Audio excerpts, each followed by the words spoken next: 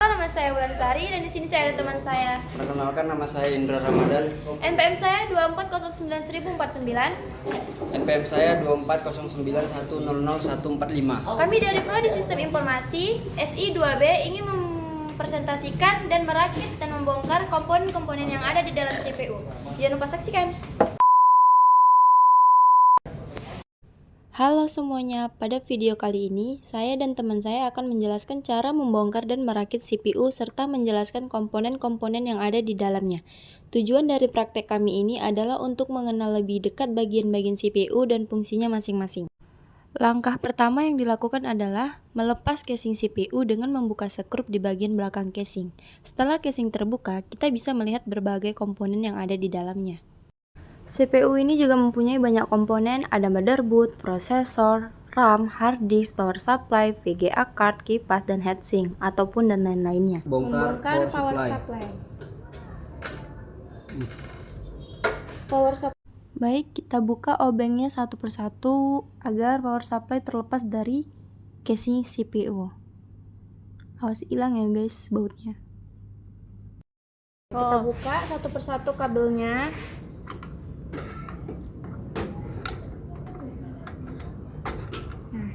Fungsi dari power supply atau juga disebut dengan PSU adalah sumber daya listrik untuk semua komponen di dalam CPU.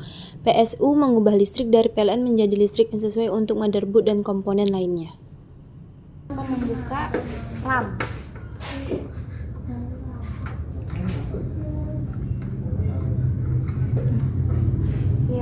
Yang kedua ada komponen RAM. RAM adalah memori tempat penyimpanan sementara yang menyimpan data selama komputer bekerja.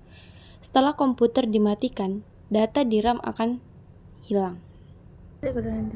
Selanjutnya kita akan menjelaskan komponen baterai CMOS yang akan dibukakan oleh teman saya Indra Ramadan. Kita akan membuka baterai CMOS di dalam komponen CPU yang ada di dalam ini. Komponen yang ketiga, fungsi baterai CMOS. Fungsinya ialah menyimpan pengaturan BIOS. Baterai CMOS menyimpan data penting dari pengaturan BIOS atau Basic Input Output System. Yang kedua, menjaga pengaturan saat komputer dimatikan dan menghidupkan jam internal real time ataupun clock.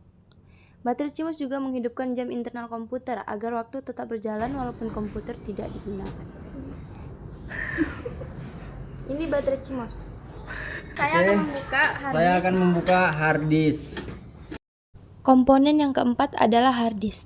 Fungsi dari hard disk adalah untuk menyimpan semua data secara permanen, termasuk sistem operasi, program, dan file pengguna. Hard disk ini sama seperti RAM, tapi ini penyimpanan secara permanen. Kalau RAM itu adalah penyimpanan untuk sementara. Tapi hard disk mempunyai kapasitas yang besar, maka dia menjadi penyimpanan secara tetap. Kita akan membuka prosesor. Kita akan membuka prosesor. Ini.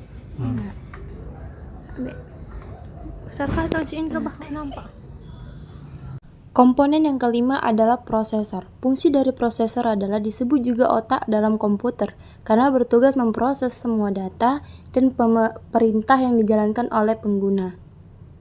Itu fungsi dari prosesor CPU. Oh iya teman-teman, komponen prosesor ini tidak boleh asal dipegang ya, karena dianya ada trik cara memegang prosesor ini. Selanjutnya ada motherboard. Motherboard ini mempunyai banyak kegunaan di dalam komponen CPU. Kegunaan motherboard adalah motherboard atau dalam bahasa Indonesia disebut dengan papan induk adalah komponen utama dalam sistem komputer yang berfungsi sebagai tempat semua komponen keras atau juga disebut dengan hardware. Komputer terhubung dan saling berkomunikasi. Fungsi dari motherboard adalah menghubungkan komponen-komponen komputer. Motherboard menjadi penghubung utama antara CPU, RAM, GPU atau penyimpanan hard disk atau SSD dan perangkat input-output lainnya. Yang kedua, menyalurkan listrik dan data. Yang ketiga, menjadi tempat pemasangan komponen seperti soket prosesor CPU. Di sini juga CPU mempunyai casing. Ini termasuk casing dalam komponen CPU. Yang terakhir adalah komponen casing CPU. Casing CPU juga disebut dengan chassis atau computer case, adalah wadah atau pelindung luar dari semua komponen utama komputer seperti motherboard, prosesor, RAM, hard disk, ataupun power supply dan lainnya. Casing biasanya terbuat dari logam atau aluminium atau baja dan plastik dan didesain untuk melindungi komponen dari kerusakan fisik, menjaga sirkulasi udara agar tidak cepat panas, mempermudah perakitan dan perawatan. Casing CPU juga mempunyai jenis-jenis seperti tower ATX, mini tower, desktop atau slim, dan gaming case. Nah, baik, inilah dia komponen-komponen yang ada di dalam CPU. Ada RAM, ada mikroprosesor, dan juga ada power supply, ada hard disk, dan ada perangkat lainnya. Nah, masih bingung, yang mana sih hard disk? Hard disk itu ini, dia seperti kayak apa ya dibilang bentuknya, saya juga kurang tahu, tapi inilah gambar hard disk. Dan juga ada ada RAM, ada mikroprosesor. Inilah bentuk-bentuk dari komponen yang ada di dalam CPU. Ini kita akan merakit kembali perangkat-perangkat yang kita sudah buka tadi, seperti ada RAM, prosesor ataupun juga mikroprosesor, hard disk, power supply, dan ada baterai CMOS yang seperti di logam. Oke, kita pasang. Pertama kita pasang RAM.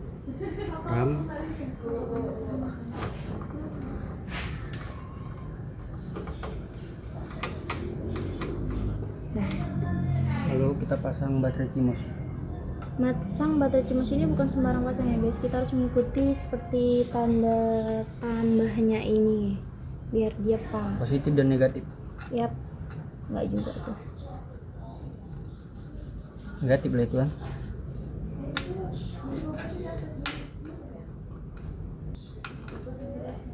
Selanjutnya ada prosesor yang akan dipasangkan oleh teman saya Indra.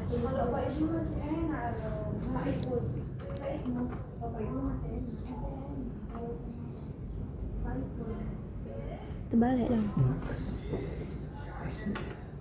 Gini lah, mana pas?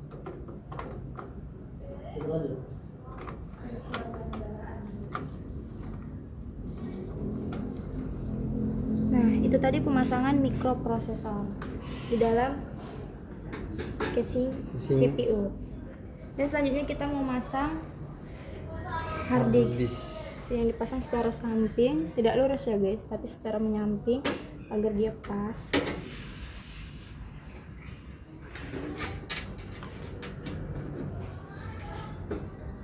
Nah, kita pasangnya secara benar agar dia tidak meledak kalau dihidupkan.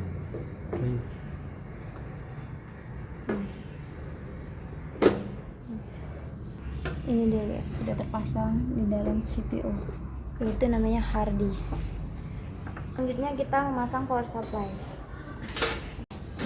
Nah, sudah selesai guys, kita memasang CPU casing CPU dan menjelaskan komponen-komponen di dalamnya. Oke.